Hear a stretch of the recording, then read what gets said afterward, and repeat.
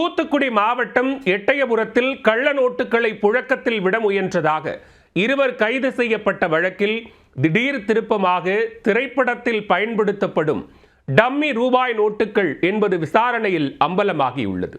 Police விசாரணையில் தெரிய வந்தது என்ன?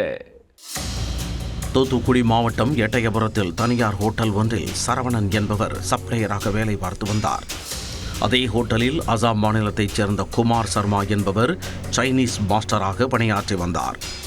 இந்நிலையில் வெள்ளிக்கிழமை இரவு சப்ளையர் சரவணன் பள்ளிவாசல் தெருவில் உள்ள பெட்டி கடைக்கு மதுபோதையில் சென்றுள்ளார்.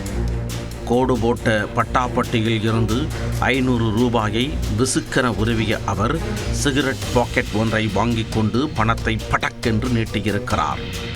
அந்த 500 ரூபாய் நோட்டு 50 ரூபாயைப் போல சிறியதாக இருந்துள்ளது. மேலும் அதில் ரிசர்வ் பேங்க் ஆஃப் இந்தியா என்பதற்கு பதிலாக குழந்தைகள் வங்கி என்று ஆங்கிலத்தில் இருந்துள்ளது.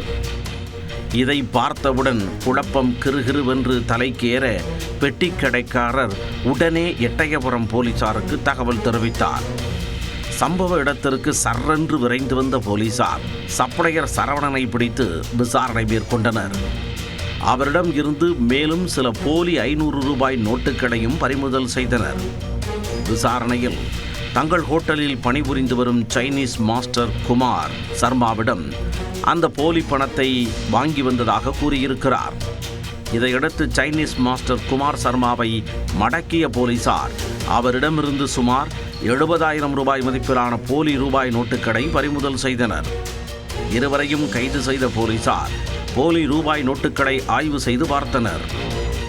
அதில் அந்த ரூபாய் திரைப்படம் மற்றும் குழந்தைகள் விளையாடுவதற்கு பயன்படுத்தக்கூடிய டம்மி ரூபாய் நோட்டுகள் என்பது தெரிய வந்தது.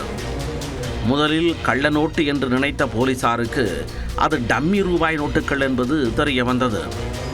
இந்த டம்மி ரூபாய் நோட்டுகள் எங்கிருந்து வந்தது? இதை வைத்து இருவரும் வேறெங்காவது பொருட்கள் வாங்கியுள்ளார்களா? இதை புழக்கத்தில் விட்டுள்ளார்களா என்பது குறித்து இருவரிடமும் போலீசார் தீவிர விசாரணை நடத்தி வருகின்றனர். திரைப்படங்களில் பயன்படுத்தப்படும் டம்மி ரூபாய் நோட்டுகளை வைத்து கடைக்காரரை ஏமாற்றி பொருட்கள் வாங்க நினைத்த 2 பேர் கைது செய்யப்பட்ட சம்பவம் எட்டயபுரம் பகுதியில் பரபரப்பினை ஏற்படுத்தியுள்ளது.